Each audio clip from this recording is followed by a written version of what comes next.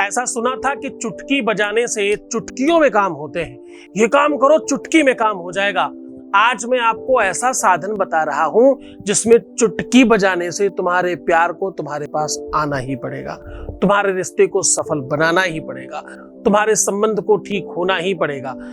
दोनों उंगलियों पर ये नंबर लिख करके चुटकी बजाइए, अंगूठे पे और दूसरी उंगली पर ये नंबर लिख करके चुटकी बजाना है।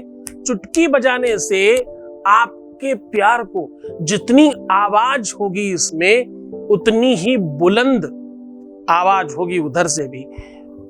फोन करना ही पड़ेगा, बात करनी ही पड़ेगी। ये आवाज उसके कानों में ऐसा गूंजेगी मानो दुनिया में और कहीं कुछ हो ही नहीं रहा है। ये आवाज उसे अपनी तरफ खींच कर लाएगी। आज हम आपको ध्वनि तंत्र के बारे में बात कर रहे हैं और ये पूरी तरह से सार्थक है और कुछ क्षणों में ही इसका प्रभाव दिखाई पड़ता है। जानिए पूरा विश्लेषण।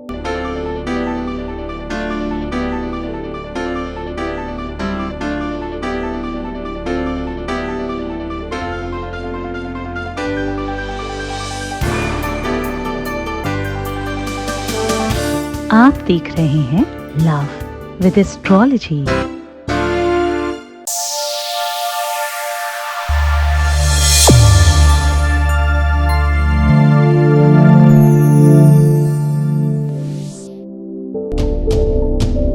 नमस्कार, मैं हूं आचार्य सतीश अवस्थी। आपका बहुत स्वागत करता हूं लव विद एस्ट्रोलॉजी में। लव विद एस्ट्रोलॉजी आपके अपने जीवन को श्रेष्ठ बनाने के लिए, लव विद एस्ट्रोलॉजी आपके लाइफ में प्यार भरने के लिए, लव विद एस्ट्रोलॉजी आपको आपसे मिलवाने के लिए, लव विद एस्ट्रोलॉजी में शादीशुदा लाइफ, मैरिटल लाइफ, शादी के बाद का जीवन, प्रेम लाइफ, रिलेशनशिप लाइफ और आपकी अपनी पर्सनल लाइफ, आपका घर परिवार, इन सबको सुरक्षित कर, सुव्यवस्थित कर आपका बनाने का साधन बनाने की एक व्यवस्था है। यहां पर आपके जीवन में प्यार भरा जाता है, आपके परिवार को बचाया जाता है, आपको जीवंत किया जाता है, आपको सजाया जाता है, आपको संवारा जाता है, आपको जीना सिखाने में मदद कराई जाती है। ये सब तो बहुत छोटी सी बात है। आपको आपसे मिलवाया जाता है। यहां सक्सेस रेट 95% से ऊपर है। हाँ, 95% प्लस। यहां अभी तक धन्यवाद करने वालों की संख्या, जिनका काम हो गया, जिनकी लाइफ ठीक हो गई, उनकी संख्या क्लोज टू 21 लाख है। ये सारे वो लोग हैं, वो संप्रदाय के लोग हैं जिन्हें सिर्फ प्यार चाहिए, जो सिर्फ प्यार और रिश्ते और संबंधों के लिए जीवंत है, ना कि कागज के टुकड़ों के लिए और ना ही किसी मटेरियलिस्टिक चीजें के लिए। मटेरियलिस्टिक चीजें जितनी भी है वो सुख नहीं देती। सुख देता है प्रेम, और प्रेम चाहने वाले लोगों का ये अपना दरबार है। यहां अधिक लाभ इसलिए होता है क्योंकि यहां गीता, वेद, पुराण, शास्त्र, उपनिषद, बड़े बड़े ग्रंथों का निचोड़ और उनका रिसर्च करके आपको उपाय बताया जाता है। हर दिन का उपाय बड़ा प्रमाणित होता है, इसलिए हर दिन बहुत बड़ी संख्या में लोगों का काम होता है। लोग 4 बजे का इंतजार करते हैं क्योंकि 4 बजने पर, हर दिन जब 4 बजते हैं तो 2 आंखें और सामने वाले की 2 आंखें 4 होती हैं, या उसका संसाधन बनता है। आज हम कह रहे हैं ध्वनि तंत्र के बारे में बात कर रहा हूं मैं। ध्वनि, आवाज, इस पर बहुत काम होता रहा है। जितना भी मंत्र विज्ञान है वो सब ध्वनि तंत्र पर आधारित है। ट्रांजिस्टर में, रेडियो में, अगर आप देखें पुराना रेडियो अगर आपके पास कहीं पड़ा हो और आपने देखा हो तो उसमें एक बटन होती थी, उसको घुमाने पर एक वायर ऐसे खिसक रहा होता था आगे पीछे। वो वायर जिस भी नंबर पर पहुंच जाता उस नंबर का स्टेशन बजने लग जाता, यानी उसकी फ्रीक्वेंसी उस पर मैच करती और वहां का स्टेशन आपके यहां प्रसारित होने लगता। ध्वनि तंत्र इसी व्यवस्था पर आधारित है। जैसे सामवेद बोलने का एक अलग ध्वनि है, यजुर्वेद बोलने की, अथर्ववेद बोलने की, हर एक वेद में अलग अलग धुन और अलग अलग तरीके से बोला जाता है। आप गूगल पे देख सकते हो कि सामवेद कैसे बोलते हैं, गाने की तरह, जैसे गाया जाता वैसे मंत्र गाते हैं वो। और शुक्ल यजुर्वेद ऐसा लगता है जैसे युद्ध कर रहे हो। अथर्ववेद उल्टा हाथ करके ऐसे बात करते जैसे किसी को सांत्वना दिया जा रहा हो, क्योंकि हर एक वेद का अपना एक मतलब है। शुक्ल यजुर्वेद जब बात करते हैं तो हाथ सीधा रखकर बात करते हैं और स्वर लगाते हैं, क्योंकि वो नाभि से ऊपर की ओर की बात कर रहे हैं। जब आप अथर्ववेद की बात करते हैं तो हाथ उल्टा रखकर ऐसे नीचे स्वर लगाकर बात करते हैं। सांत्वना देने की बात है, क्योंकि वो उसमें आयुर्वेद से संबंधित बात है, वहां पर सिंपैथी की जरूरत है। तो हर एक वेद एक अलग अलग पैथी पर आधारित है। वेद जीवंत करने का साधन है और सारे के सारे वेदों में अलग अलग ध्वनियां हैं। सब वेदों का अलग ध्वनि है। मान्यता यहां तक भी है कि कुछ लोग ऐसा मानते हैं कि सामवेद को बिल्कुल वैसे ही पढ़ा जाता है जिस प्रकार से इस्लाम धर्म के लोग नमाज पढ़ते हैं, जिस धुन में, जिस आप कभी अगर आपने सुना हो अजान वगैरह, तो आपको पता होगा कि वो एक अलग धुनी होती है। इसी प्रकार से सेम उसी धुनी में हमारे यहां सामवेद बोला जाता है। सामवेद की ध्वनि वैसी है। ध्वनि तंत्र अपने आप में बहुत काम करता है। कोई कोई ध्वनियां, कोई कोई आवाज आपको बहुत लुभावनी होती है, बहुत खींचती है अपनी तरफ, और कुछ कुछ ऐसी ध्वनियां हैं जो आपको बहुत इरिटेट करती है। कुछ ध्वनियां ऐसी हैं जो आपको बहुत दुखी कर देती है, और कुछ ध्वनि ऐसी है जो आपको बहुत प्रसन्न कर देती है। ध्वनि का आपके अपने जीवन पर बहुत प्रभाव है। किस प्रकार से क्या बोला जा रहा है, वो आवाज आपके कानों में किस आधार पर पहुंच रही है, और बैकग्राउंड साउंड की बात कर रहा हूं मैं। आज मैं ध्वनि की बात कर रहा हूं। आज मैं उस एक ऐसे अनजाने शक्ति की बात कर रहा हूं जो एक तरफ से दूसरी तरफ जाती है बिना किसी आकार के। अगर एक दूसरे से दो लोग बात कर रहे हो तो बिना वायर के ये सामने वाले को पता चल जाता है कि कोई कुछ बोल रहा है, पर अगर उसकी थोड़ी दूरी ज्यादा हो तो सिर्फ मुंह चलता दिखाई पड़ता, उसको वो वहां नहीं सुनाई पड़ रही होती। आप मेरी बात समझने का प्रयत्न करिए। कहने का सीधा संबंध है कि आपको लगता है कि आप आपके मुंह को चलाकर ध्वनि निकाल रहे हैं, जबकि ये सच नहीं है। आप उस हवा में प्रस्फुटन कर रहे हैं अपनी जीभ से। अंदर से तो सिर्फ एक हवा आ रही है, उस हवा को आप जीभ के साथ खेल रहे हैं और उस खेल में कुछ बाहर आ रहा है। इसे ध्वनि तंत्र कहते हैं। इसमें भी नवग्रहों की तरह, जैसे 9 ग्रहों में 7 प्रमुख ग्रह हैं और 2 छाया ग्रह हैं, 7 2 9 होते हैं। इसमें भी 7 सुर हैं और 2 एक तरह से साइलेंट स्वर है, ऐसे आप कह सकते हो। प्रमुख तौर पर 7 स्वर है। सबको पता सारेगामा पधनी में संगीत नहीं सिखा रहा। आज उसी तंत्र को हम आपके प्रेम के लिए, आपके स्नेह के लिए, आपके रिश्ते के लिए, आपके संबंध के लिए, आपके रिलेशनशिप के लिए, आपकी पारिवारिक लाइफ के लिए, आपकी मैरिटल लाइफ के लिए, आपकी शादीशुदा जीवन के लिए, आपकी अपनी निजी लाइफ के लिए प्रयोग कराने के संदर्भ में वार्तालाप कर रहा हूं। आज का संदर्भ इसलिए बहुत स्पेशल है क्योंकि ये बात अपने आप में बहुत अछूती थी। आज तक इस शब्द को, इस विषय को, इस संदर्भ को किसी ने भी उजागर नहीं किया। आज इस बारे में इस तरीके से हम पहली बार ये सब बात सुन रहे हैं, इसलिए इस बात को थोड़ा सा व्याख्यान करना आवश्यक है, क्योंकि आपके हृदय स्थल पे, दिल में, हृदय में, ये तो विज्ञान भी मानती है कि एक ऐसी ग्रंथि है जो ध्वनि सुनकर के रसस्वादन करने लगती है, उसमें से लिक्विड निकलने लगता है। आपके दिल में ही एक ऐसी ग्रंथि, एक ऐसी गांठ है, वही तो आपको आनंदित करती है। कुछ कुछ गाने आपको बिल्कुल प्रफुल्लित कर देते हैं, नाचने पर, झूमने पर मजबूर कर देते हैं। कुछ कुछ ध्वनियां आपको बहुत व्याकुल और बहुत तकलीफ देने की बात करती हैं और बिना कुछ कहे आपको रुला जाती है। हाँ? आपकी भावनाओं को, आपकी संवेदनाओं को, आपकी फीलिंग्स को, आपके एहसास को जो सीधा स्पर्श करता है वो है स्वर। कि ऐसी वाणी बोलिए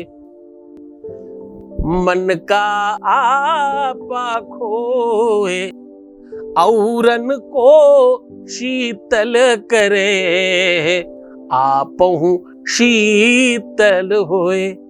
शैतल्यता वाणी में है क्या? वाक सिद्धि जैसी कोई चीज होती है क्या तंत्र में? आज इन्हीं सब रहस्यों का उद्घाटन कर रहा हूं।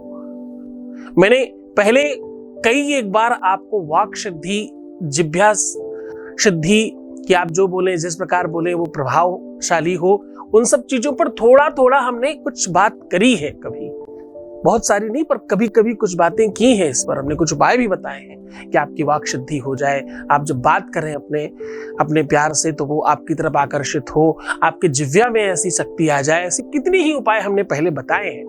आज हम आपको ध्वनि तंत्र पर बात करा रहे हैं। इसके पहले हमने ध्वनि तंत्र के आधार पर ताली बजाने के संदर्भ में कुछ उपाय बताए हैं पहले भी, जिस पर हमने अघोरेभ्यो तो घोरेभ्यो घोर घोर तरेभ्यः करके मंत्र बताया था।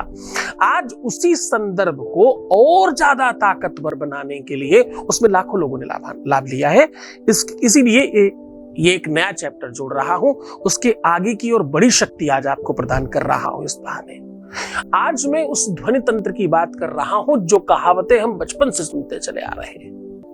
चुटकियों में काम होगा, चुटकियों में ये होगा, चुटकियों में तभी देख हम ये निकाल के देंगे, चुटकियों में ऐसा हो जाएगा। तो ये जो हमने चुटकियों में सुना है वो क्या है, क्या मतलब है इसका, इसको हमने किस आधार पर समझा है? क्योंकि शब्द भंगमयी कृता शलमयी ज्योतिर्मयी श्रीमयी, क्या शब्द है, क्या इसमें यशगान है? जब तक आप किसी भी बात का वास्तविक भावार्थ नहीं जानते, और देखो मैं भावार्थ क्यों कह रहा हूं, क्योंकि शब्दार्थ तो जानना मुश्किल है। जो लिखा गया है एज इट इज, जिसने लिखा है वही बता सकता, दूसरा कोई नहीं बता सकता। आप जो कह रहे हो वैसा ही कोई समझ जाए, ये बहुत कम होता है, 0% में होता है। ज्यादातर लोग वो समझते हैं जो सिर्फ बोला जाता है, जो शब्द कह रहा होता है, उसकी फीलिंग कोई नहीं समझ पाता।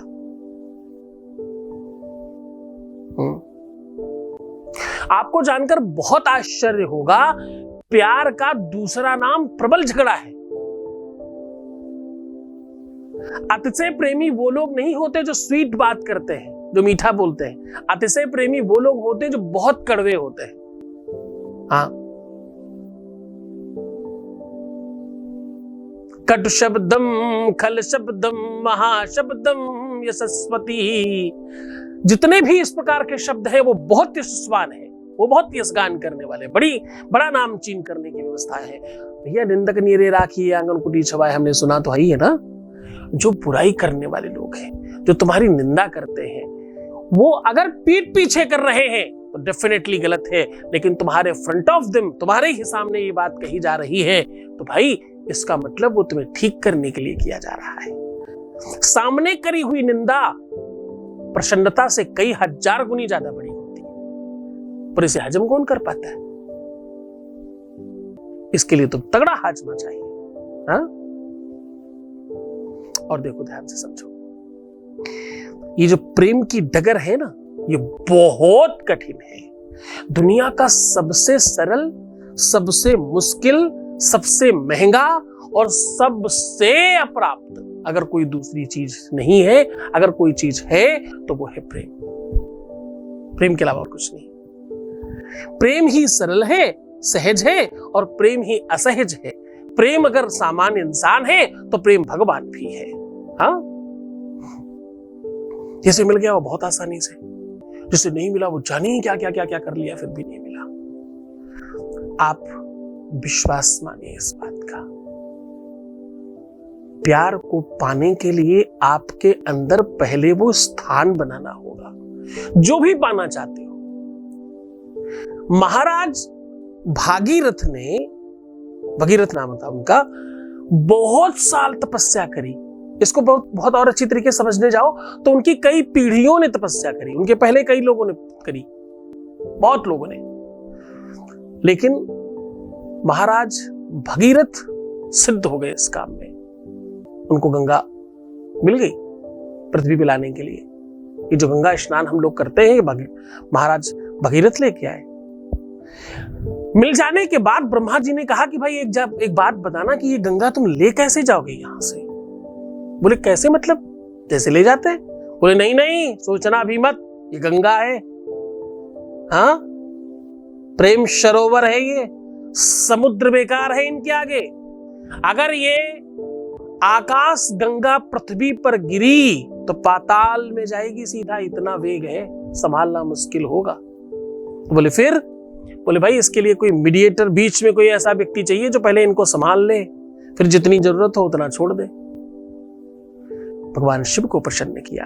भगवान शिव ने अपनी जटाओं में उनको पहले रखा और कहते एक केश केवल छोड़ दिया, मात्र एक केश, उससे पूरा विश्व जलमग्न है। हाँ, तभी तो कहते गंगे तव दर्शनात् मुक्ति, तभी तो कहते हैं कि गंगा के केवल दर्शन मात्र से मुक्ति मिल जाती है। तो कहने का सीधा संबंध यह है, जिस प्रेम में इतना बल है वो सिर्फ एक केश, एक बाल छोड़ा गया है और पूरा का पूरा भारतवर्ष माता गंगा के स्नान करता है, ध्यान करता है, उनका जलपान करता है, उस जल को अपने घर रख करके बहुत सौभाग्यशाली मानता है। हाँ, बहुत ध्यान से समझने की कोशिश करिए। प्रेम रामायण और महाभारत दोनों में है। गंभीरता से समझना, उसके बाद उपाय बताऊंगा, तुम्हें ज्यादा बात समझ में आएगी मैं क्या कहना चाह रहा हूं। प्रेम रामायण और महाभारत दोनों में है, और सही तरीके से देखा जाए तो रामायण में जो महाभारत हुई वो प्यार की वजह से ही तो हुई। मैं क्या कह रहा हूं? मैं कह रहा हूं रामायण में जो महाभारत हुई, यानी जो युद्ध हुआ, जो नरसंहार हुआ, इतने हजारों लाखों लोग मार दिए गए, एक रावण को मारने के लिए जाने कितने ही लोग मारे गए, इतना नरसंहार हुआ, इतने लोगों का वध हुआ, ये सब कुछ क्यों? केवल और केवल सीता के प्रेम में। बाकी सब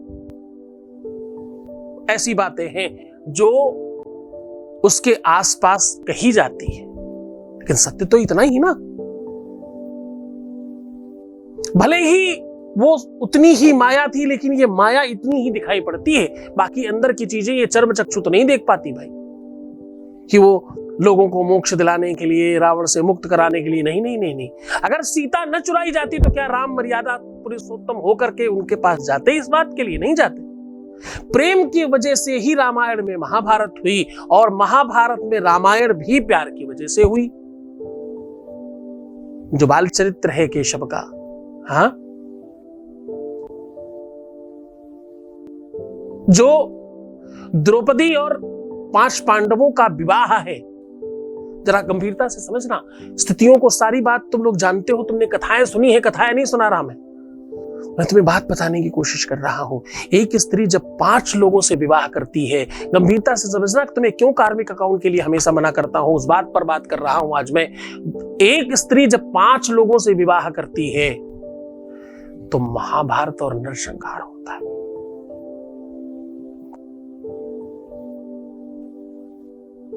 और सब बर्बाद होता है, सब खत्म किया जाता है उसके बाद। ध्यान से समझना इस बात को।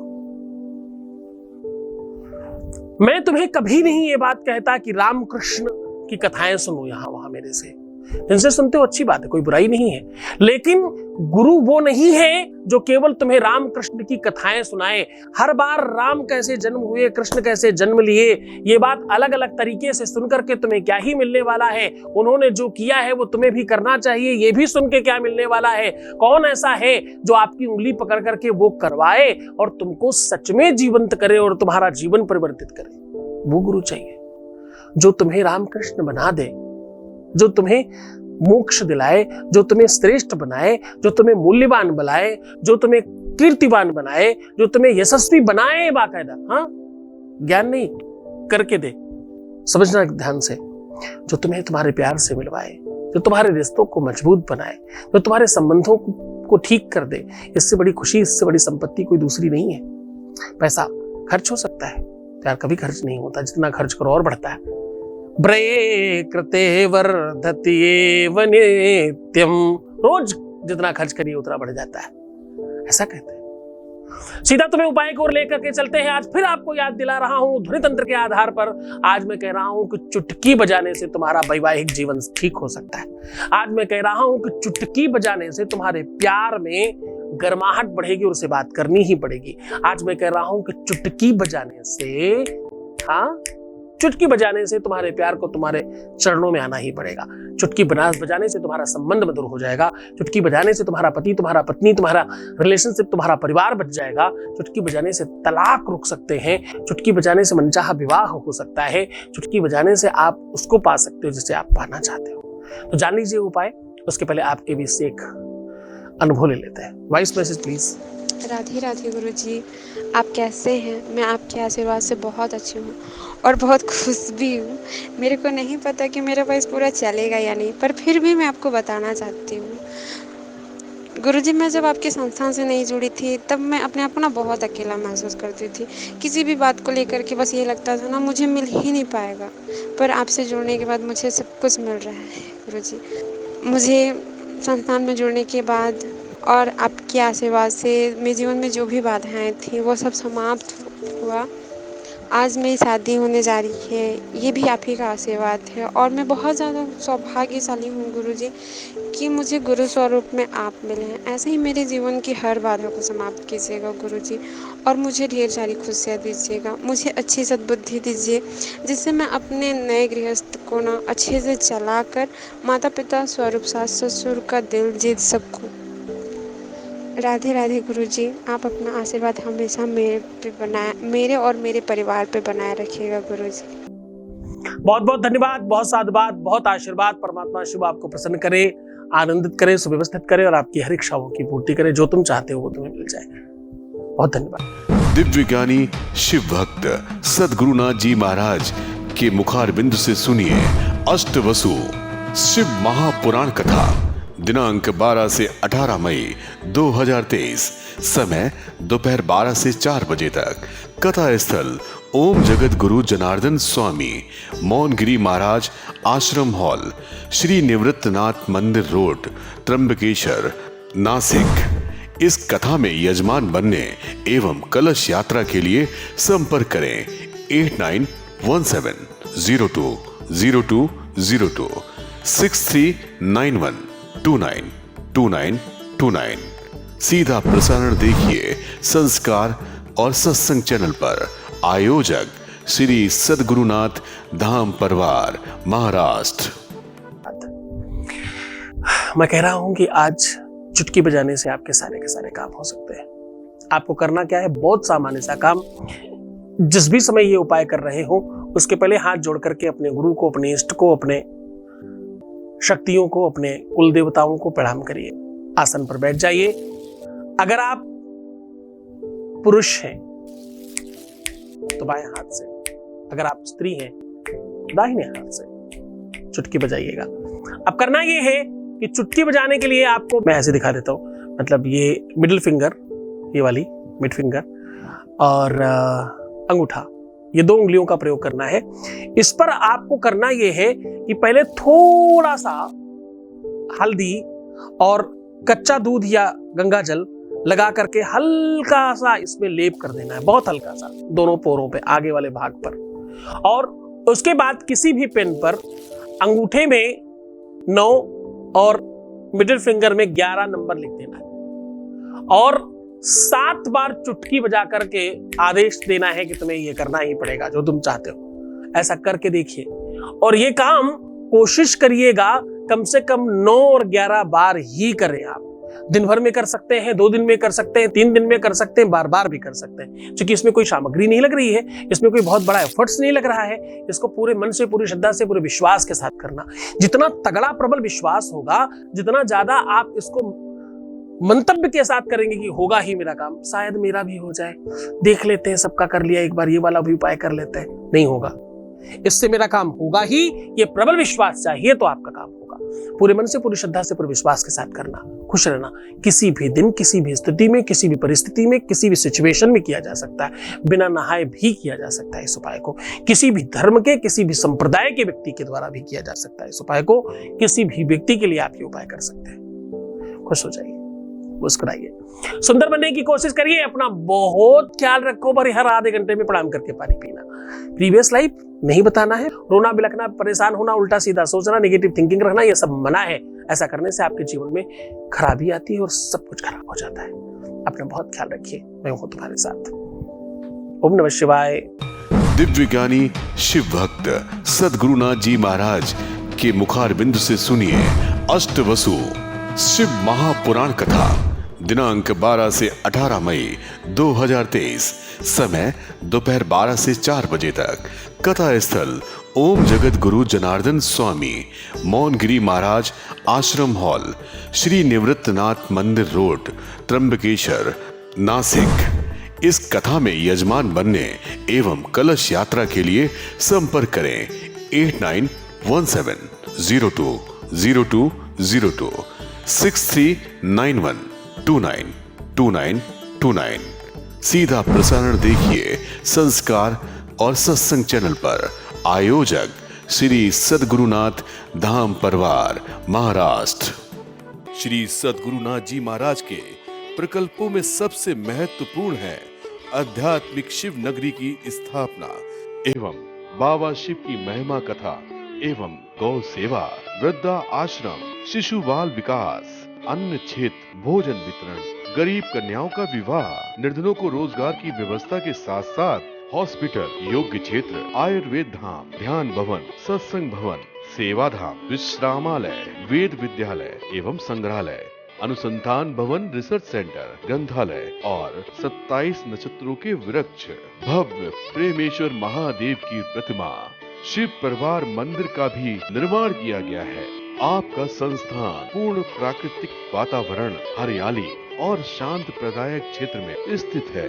यहाँ हजारों लोगों को भगवान शिव की भक्ति से जोड़ने के साथ साथ सतमार्ग पर चलना भी सिखाया जाता है। यहाँ वेद, वेदांग, पुराण, शास्त्र, ज्योतिष, आयुर्वेद इत्यादि पर रिसर्च के साथ साथ शिक्षा का भी प्रबंध है। यहाँ रहने का अनुभव वैसा ही है जैसे शिव भक्त रहना चाहते हैं। आप इन प्रकल्पों से जुड़ने के लिए, दान के लिए संपर्क करें 9936601255। अधिक जानकारी के लिए 8447832114